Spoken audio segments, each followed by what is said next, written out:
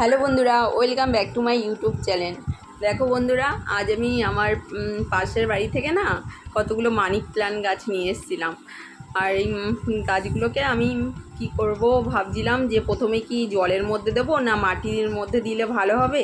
আগে কি বলো তো, মাটিতে আমি দিয়েছিলাম, কিন্তু জলের মধ্যে দিলেই বেশি মনে হয় ভালো হয়। তাই ওই গাছগুলো আমি প্রথমে মাটির মধ্যেই দিয়ে দিলাম, আর কিছু গাছ আমি আবার জলেও দিয়েছি। আর দেখো, দেখো আমি একটা উনুন বানাচ্ছি। এটা না আমার মেয়ে হলো একটা মিনি কিচেন খুলেছে কি খুলবে, তাই একটা উনুন বানিয়ে দিচ্ছি।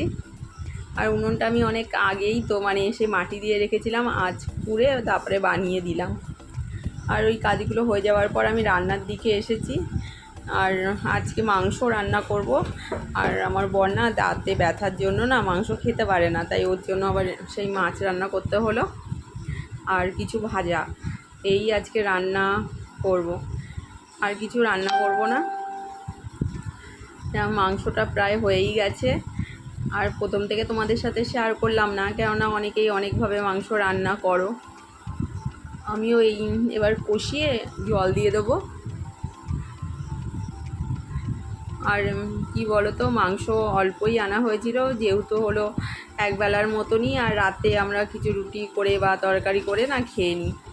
দুপুরের মতনই সবার মাংসের ঝোল আর কী বলে ভাজা দিয়েই ভাত খেয়েছি। আর একটা ভাজা আমি তুলে রেখেছিলাম, আর একটা ভাজা এই যে বরের জন্য দুপুরের জন্য এই আলাদা করে তরকারি করে দিয়েছি।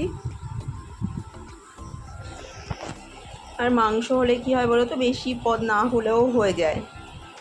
আর এই দেখো, আর এদিকে আমার মেয়ে হলো সেই মিনি কিচেনের যেগুলো বানিয়েছিল মাটি দিয়ে, সেগুলোকে আবার ফেব্রিক দিয়ে রং করছে।